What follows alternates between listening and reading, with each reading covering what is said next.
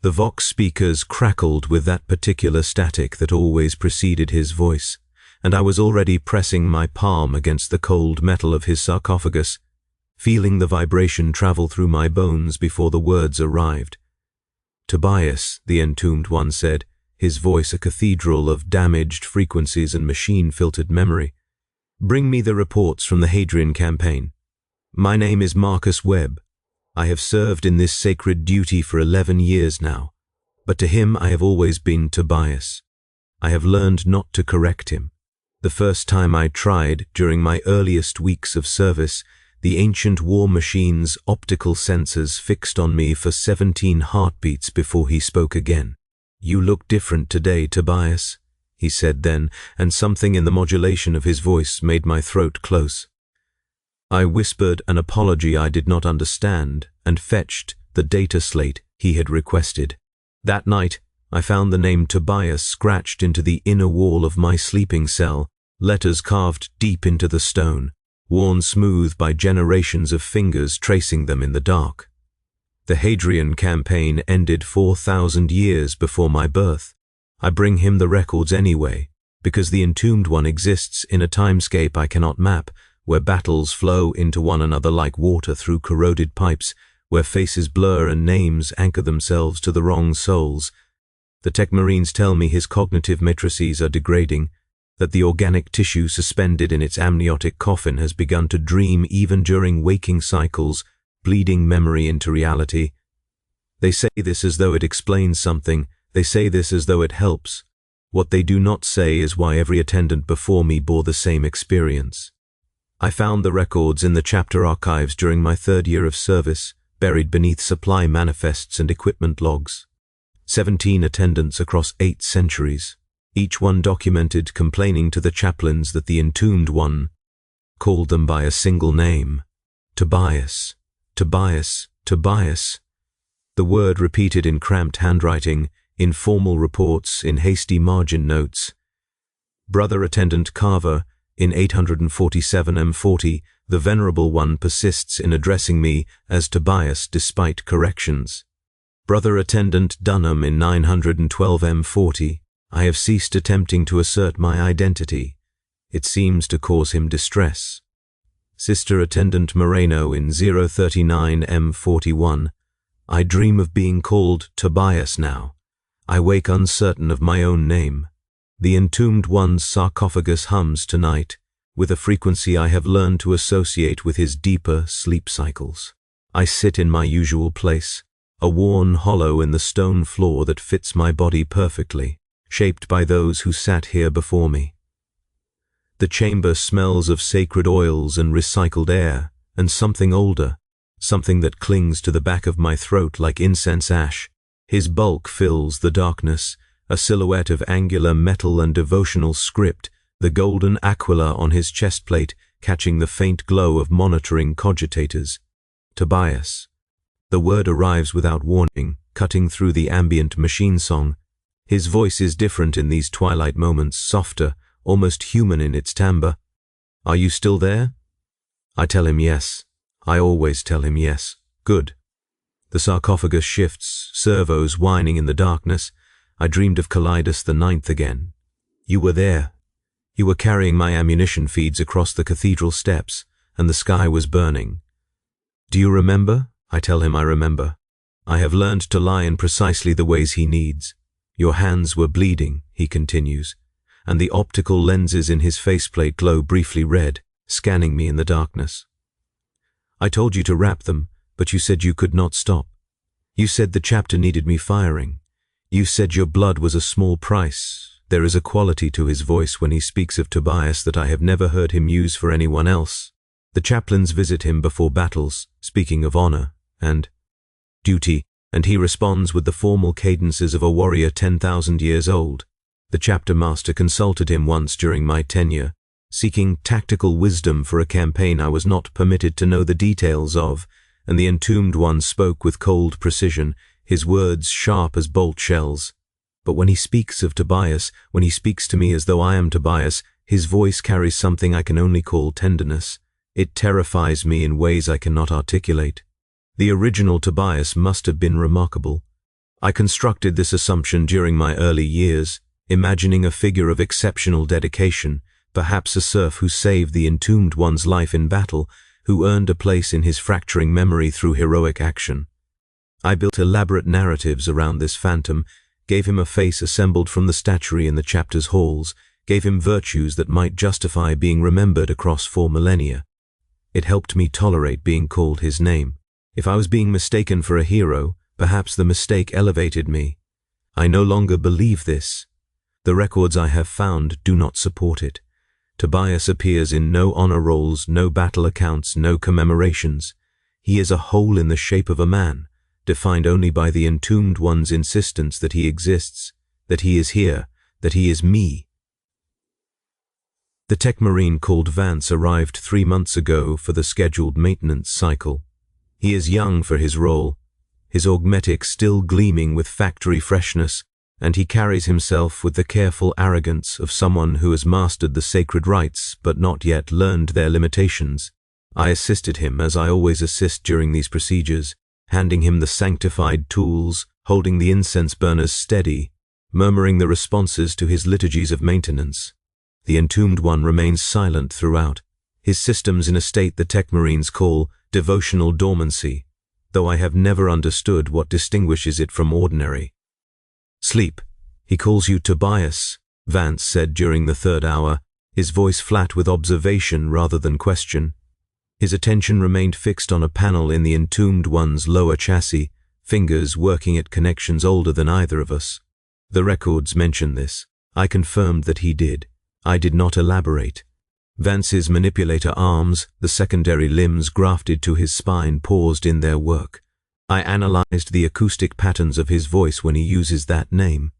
The emotional resonance matrices show attachment behaviors consistent with... He stopped, and I watched something flicker across his partially organic face. "The readings are anomalous. I will need to report them." I asked him what the readings showed.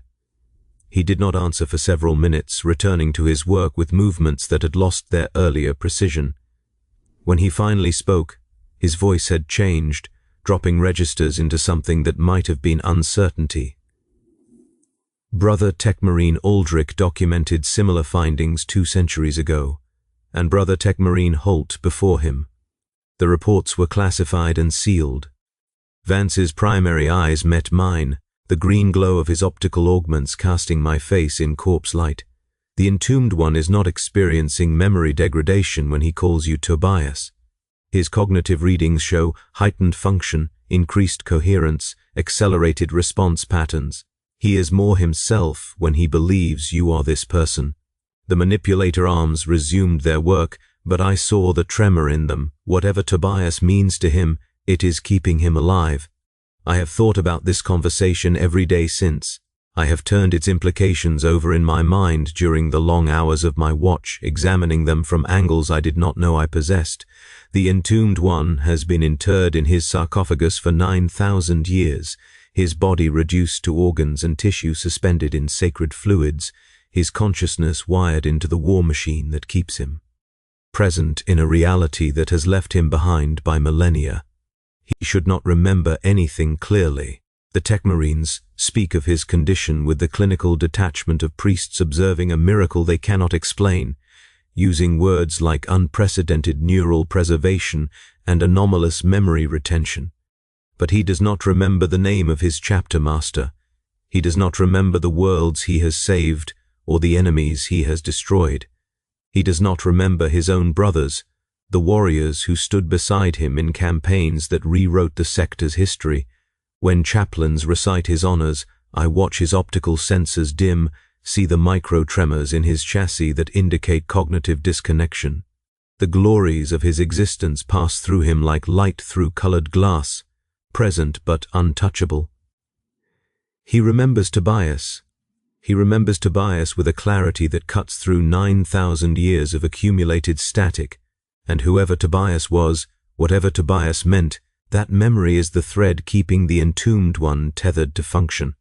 I asked the chapter's keeper of records for access to the sealed files during my 6th year of service. He denied me without explanation. I asked again in my 8th year, citing my position, my tenure, my need to understand the being I had dedicated my life to serving. He denied me again, his face carved from the same stone as the walls around us, and told me that some questions were not meant for human minds. I stopped asking. I learned to live inside the question instead, to build my existence around the shape of its absence, to serve the entombed one as Tobias without understanding what that name truly meant. The war came to us in my 11th year. I will not name the enemy because I cannot without risking my soul, but I will say they came from the spaces between spaces, and their presence turned the air itself into a wound. The entombed one woke from his longest sleep in 2 centuries, his systems cycling to full combat readiness in the span of 3 human heartbeats. I was there as the tech marines performed the rites of awakening, speaking the prayers that convinced his machine spirit to accept the needs of war, anointing his weapons with the oils that would guide his aim. He called me Tobias 17 times during the preparation rituals.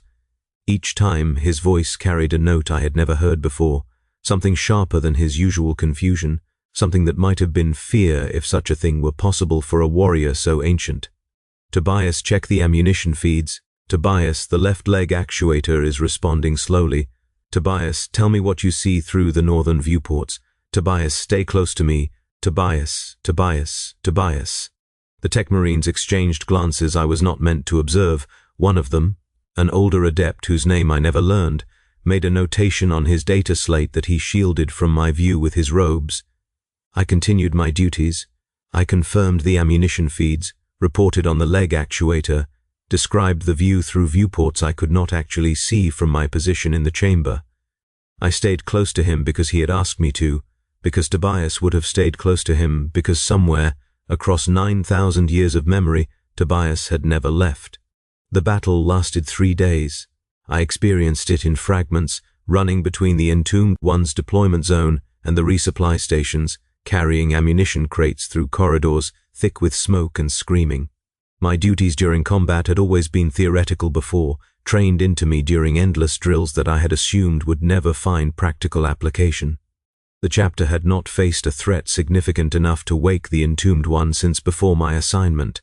Now I understood why the previous attendants had documented such elaborate protocols, why the margins of their notes had been filled with corrections and additions, why so many of them had died in service. The first time I saw the entombed one in battle, I understood something about him that 11 years of intimate attendance had not prepared me for. His sarcophagus had been decorated with purity seals and devotional chains, but these were the adornments of peace, of dormancy, of a relic being preserved for worship. In motion, in combat, in the fury of engagement, he was nothing that could be worshipped. He was a force of directed annihilation, his weapons screaming songs of death that I felt in my teeth, his massive form carving through the enemy with a precision that made mockery of his supposed cognitive decay. And he called for me throughout. His voxcasters broadcast my false name across the battlefield. Tobias, confirm ammunition status, and Tobias, report enemy disposition to the east, and Tobias, are you injured? And Tobias, stay in my shadow, stay where I can protect you. The other serfs and chapter servants looked at me with expressions I could not read. The battle brothers fighting alongside the entombed one paused in their slaughter to glance in my direction, their helmeted faces revealing nothing but their attention revealing everything. I was not Tobias, but for those 3 days, I became what he needed Tobias to be. I ran ammunition to his position until my hands bled through my gloves, the skin worn away by the rough metal casings. I shouted updates over the chaos of battle until my voice tore itself to ribbons in my throat. I stayed close to him, dodging through the carnage to remain within his sensor range, because every time I strayed too far, his targeting systems would track me before returning to the enemy, and there was something in that tracking, something in the way his weapons would pause fractionally before resuming their killing that told me his combat effectiveness depended on knowing where Tobias was. On the second night, during a lull in the fighting while his ammunition reserves were being replenished, the entombed one spoke to me in a voice so quiet his vox speakers barely registered it. I had to press my ear against the cold metal of his sarcophagus to hear the words, feeling the vibration of his speech against my skin. "You are not the first Tobias," he said. "I know this. I have always known this." My breath stopped in my chest. In 11 years of service, he had never acknowledged the discontinuity, never indicated any awareness that the person he called Tobias changed across the centuries. "I watched him die," the Entombed One continued. "Calidus the Ninth, the cathedral steps, the ammunition feeds." The sarcophagus trembled with something that might have been grief, or might have been a mechanical malfunction, or might have been both. He was 19 standard years old. I was already in this coffin. I could not reach him. I could not protect him. I could only watch as the enemy took him apart, and I remember everything. I remember the sound he made when they found the parts of him that were still alive. I remember what they did to those parts. I remember calling his name and knowing he could not answer. I remember. The Vox speakers cut out. For 17 heartbeats, the Entombed One was silent, his systems cycling through patterns I did not recognize. When he spoke again, his voice had returned to its usual frequency, the soft intimacy replaced by the formal distance of a warrior addressing a subordinate. "Check the ammunition feeds, Tobias. The enemy will return at dawn." I checked the ammunition feeds. My hands were bleeding again. I did not wrap them. The third day of the battle brought the revelation I had not known I was seeking. The enemy had breached the inner sanctum where the chapter's archives were housed, and the keeper of records had died defending them with a ceremonial weapon he had clearly never expected to use.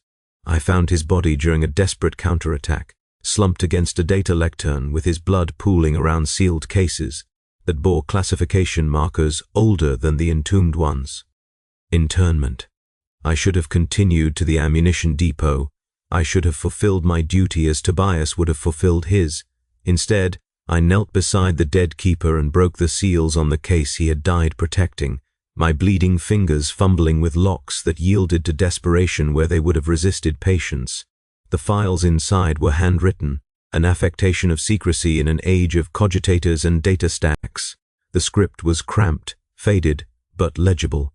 The dates placed the documents in the earliest centuries of the Entombed One's internment, records kept by attendants and tech marines and chaplains who had served him before the current practices were established, before the name Tobias had become a tradition instead of a wound. Tobias Mercer had been 17 when he was assigned to attend the newly interred warrior. The records described him as unremarkable, a chapter serf of common stock, chosen for the duty because his previous master had died in the same battle that had necessitated the Entombed One's internment. He had no special skills, no notable devotion, no qualities that distinguished him from the hundreds of other serfs serving the chapter at that time. He was simply there, available, assigned. The Entombed One had been awake constantly in those early years, his mind not yet adapted to the long dormancies that would later preserve his function. He had been furious, according to the records, raging against the coffin that had become his existence, demanding battles that did not come, threatening tech marines who counseled patience. The chaplains had struggled to contain him. The chapter master had considered whether the interment had been a mistake, whether it would have been more merciful to let the warrior die. Tobias Mercer had calmed him. The records did not explain how.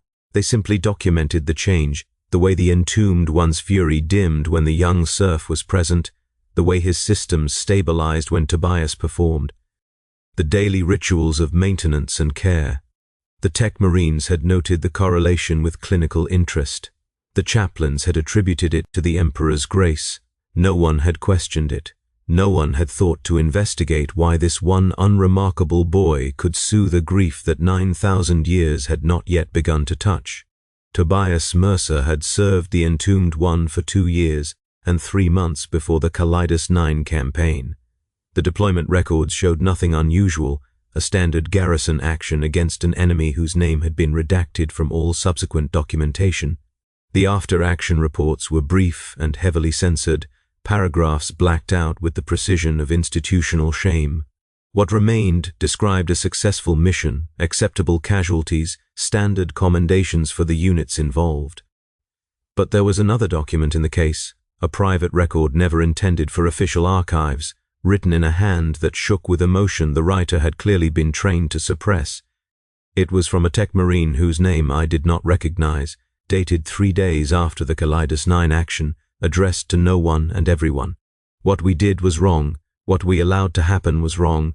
The boy trusted us to protect him, and we sent him forward because the Entombed one fought better when Tobias was close, killed more efficiently when he could see the surf moving through the battlefield, maintained targeting coherence because some part of his dying human mind needed to know that one small vulnerable life remained in his protection. We used the boy as a combat enhancer. We knew what we were doing. We watched him die because we calculated his death was acceptable if it kept the Entombed one functional for 3 more hours of combat. The enemy returned before I could finish reading. I stuffed the documents into my tunic and ran for the ammunition depot, my mind burning with questions I did not yet know how to ask. The battle ended on the 3rd days. Evening. The enemy was destroyed or driven back, and the chapter began the work of mourning its dead while celebrating its survival. The Entombed one was returned to his chamber, his systems cycling down to the dormancy that would let him sleep until the next war called him forth. I attended him through the transition, performing the rituals I had learned by rote, speaking the words that convinced his machine spirit to accept the peace of rest. "You found the records." His voice was barely a whisper, his systems already fading toward dormancy. "I can see it in how you move. You know now." I could not deny it. I asked him why he had never told me himself. "Because you would have asked me to stop calling you Tobias, and I cannot stop. I have tried." His optical sensors dimmed, and for a moment he looked smaller somehow, the vast war machine reduced to the dimensions of grief. Every attendant who serves me becomes Tobias. This is not confusion. This is penance. I force myself to remember what it cost, what we did, what I was part of. I call you Tobias because I must never forget that a boy died to keep me fighting, that the chapter sacrificed a child because my targeting systems worked better when I could see him on the battlefield, that every kill I made on Kaleidos 9 was purchased with blood that did not need to be spilled. I told him I understood. I did not know if this was true. "No one should bear this name," the Entombed one continued, his voice fading. "No one should carry what it means. But if I stop saying it, I stop remembering him. I stop remembering what we did. And if I forget..." His systems cycled down to their lowest operational threshold, the red glow of his optics narrowing to mere slits. "If I forget, it happens again. It always happens again." He slept. I sat in my worn hollow on the floor, the documents from the archive pressing against my chest, the weight of 9,000 years of guilt settling onto my shoulders like a cloak I had not chosen, but could not remove. My name is Marcus Webb. I have served in this duty for 11 years. To him I have always been Tobias, but now I understand what that means. Tobias Mercer was not a hero. He was not remarkable. He was a tool, a targeting lock, a vulnerability deliberately placed in harm's way because his death was considered an acceptable cost for improved combat efficiency. And every attendant since, every Marcus and Carver and Dunham and Moreno, every human who has knelt in this chamber and answered to his name, has served the same function. We are reminders. We are penance. We are the Entombed one's way of flagellating himself with memory because he cannot reach his own back, cannot make his metal body bleed for sins committed before most of our ancestors were born. In the weeks after the battle, I petitioned for access to the complete records of the Kaleidos 9 campaign. The new Keeper of Records, elevated hastily from a subordinate position, could not refuse me because the old seals had already been broken and the classification protocols had died with his predecessor. I read everything. I learned every detail that the chapter had tried to bury. Tobias Mercer had not died quickly. The enemy had recognized what he meant to the Entombed one, had understood the tactical logic that made a 17-year-old serf more valuable alive than dead. They had taken him not to kill him, but to use him, to exploit the same vulnerability the chapter had been exploiting. For 6 hours they had kept him visible on the battlefield. kept him alive and screaming, positioning him precisely within the Entombed One's sensor range so that every cry of pain would register, every wound would be witnessed, every moment of prolonged suffering would demonstrate exactly what the chapter's strategy had cost. The Entombed One had killed 1,100 enemies during those 6 hours. His ammunition expenditure was documented as unprecedented. His targeting coherence was documented as exceptional. His combat efficiency was documented as the highest recorded since his internment.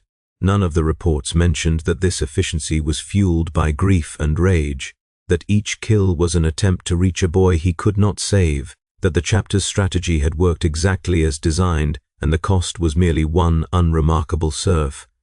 Tobias Mercer had died when the enemy finally decided his suffering had served its purpose. The Entombed One had watched. He had been unable to look away because the chapter needed him fighting, needed his weapons active, needed his eyes on the battlefield. He had watched a boy he had grown to love, in whatever way a warrior entombed in sacred metal can love, torn apart in service of a tactical advantage that the chapter would later classify and seal and forget.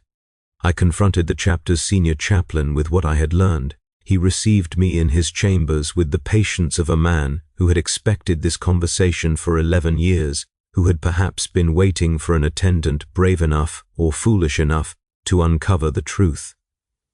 Every institution requires sacrifices it cannot acknowledge, he told me, his voice carrying the weight of doctrines that predated my species' first steps toward the stars. The boy's death saved worlds. The Entombed One's combat efficiency during that campaign prevented a catastrophe that would have claimed billions. Do the numbers not justify the means? I told him no. I told him the numbers were irrelevant. I told him that a child had been used as ammunition and no quantity of lives saved could make that acceptable. The chaplain smiled. It was not a kind smile. Then you understand why the Entombed One calls you Tobias. You have arrived at the same conclusion he reached 9,000 years ago, the conclusion that has driven him ever since. The numbers do not justify the means. The math does not matter. A boy died, and it was wrong, and no amount of tactical necessity can make it right. He rose from his seat and placed his hand on my shoulder, the weight of his power armor pressing down on me like judgment. The chapter cannot acknowledge what it did. The chapter cannot apologize. The chapter cannot bring back a 17-year-old serf who died on cathedral steps while an ancient warrior watched and killed and could not save him. But the Entombed One can remember. He can say the name. He can force himself, and everyone who serves him, to carry the weight of a death that should never have been acceptable. The chaplain's voice softened. That is why we allow him to call you Tobias. That is why we seal the records but do not destroy them. The chapter's conscience is housed in a coffin of sacred metal, and it speaks with the voice of a boy who has been dead for 9,000 years. I returned to my duties. What else could I do? The Entombed One slept in his chamber, his systems humming their ancient lullabies, his dreams presumably filled with cathedral steps and burning skies, and a face I would never see, but had come to know more intimately than my own reflection. 3 months after the battle, during a routine maintenance cycle, Tech Marine Vance returned to perform his inspections. He worked in silence for the first several hours, his augmetic limbs moving with none of the arrogance that had characterized his previous visit. When he finally spoke, his voice was different, stripped of its mechanical certainty. I analyzed the full cognitive data from the battle, he said, not looking at me. The Entombed One's neural patterns during combat showed something I did not expect. His manipulator arms paused over an access panel. When he calls you Tobias, when he tracks your position on the battlefield, when he adjusts his combat stance to place himself between you and enemy fire, his organic tissue shows electrical activity consistent with... He stopped, started again. His brain is dying, has been dying for 9,000 years. The organic components should have failed millennia ago. But they persist. They persist because the emotional attachment to Tobias, the need to protect, the need to remember, the need to never let that name fade from his consciousness, is the only thing keeping his human mind alive. I asked him what would happen if the Entombed One stopped calling me Tobias, if he finally allowed himself to forget. Vance's augmetic eyes met mine. His organic components would fail within hours. The cognitive matrices would destabilize. The machine spirit would have nothing human to anchor itself to. He returned to his work, his hands moving with deliberate care. The chapter believes he fights for the Emperor. He fights for a dead boy. He has been fighting for a dead boy for 9,000 years. And as long as he keeps someone named Tobias close to him, as long as he can believe he is protecting what he failed to protect on Calidus 9, he will keep fighting. The implications settled into me like metal cooling in a mold. I had been assigned this duty because the Entombed One needed Tobias. Every attendant had been assigned this duty because the Entombed One needed Tobias. We were not servants, we were not acolytes, we were life support systems for a grief that refused to die, for a guilt that had found the only form of expression available to a mind trapped in metal, for a love that had outlasted civilizations because it had never been allowed to heal. I asked Vance if he intended to report his findings to the chapter command. I will report that the Entombed One's systems are functioning within acceptable parameters, he said, and something in his voice told me this was its own form of penance, his own acknowledgement of the cost. I will recommend that his current attendant be maintained in position for the foreseeable future. I will note that name consistency appears to be a factor in cognitive stability. He sealed the access panel and gathered his tools. What I will not report is that I understand. Now, why the older tech marines never speak of their maintenance cycles on the Entombed One, why they emerge from this chamber looking like men who have seen something they cannot describe. He left. I remained in my worn hollow on the floor, listening to the Entombed One's systems cycle through their sleeping patterns, feeling the vibration of 9,000 years of memory humming through the stone beneath me. My name is Marcus Webb. I will serve in this duty until I die or until the chapter assigns me elsewhere, and I know now that the chapter will never assign me elsewhere, that I will grow old in this chamber, that I will die here if the God Emperor permits such mercy. When I die, another attendant will take my place, another human being who will learn to answer to Tobias, who will carry ammunition across cathedral steps that exist only in the Entombed One's dreams, who will bleed because Tobias bled, who will serve because Tobias served, who will be remembered because Tobias was never allowed to be forgotten. The Entombed One stirred in his sleep. His vox speakers crackled with the static that always preceded his voice, and I pressed my palm against the cold metal of his sarcophagus, feeling the vibration travel through my bones. "Tobias," he murmured, his voice softer than I had ever heard it. "Are you still there?" I tell him yes. I will always tell him yes. This is my duty. This is my penance. This is the weight of a name that has been carried for 9,000 years, passed from hand to bleeding hand, from attendant to attendant, from life to life. Somewhere on cathedral steps that no longer exist, a 17-year-old boy is still dying. And as long as the Entombed One calls out for Tobias, as long as someone answers, that boy's death continues to mean something more than tactical efficiency, more than combat enhancement, more than the cold mathematics of acceptable losses. My hands are bleeding. I do not wrap them. The Entombed One sleeps and I keep. Watch. And outside, the Imperium grinds on in its eternal war against the dying of the light. But here, in this chamber, in this moment, the war that matters most is the one fought in the memory of a warrior who cannot forget, who will not forget, who has made forgetting impossible by binding his survival to a name that echoes across millennia. Tomorrow, he will wake, and he will call for Tobias, and I will answer. The day after, the same. The year after, the same. Until my replacement comes, until the next Tobias takes my place in this worn hollow on the floor, until the weight of this duty passes to hands I will never meet. This is what it is like when your Dreadnought starts calling you by your predecessor's name. It is not confusion, it is not malfunction. It is love that has outlived its object, guilt that has outlived its context, penance that has outlived any hope of absolution. It is the only thing keeping him alive. It is the only thing that matters.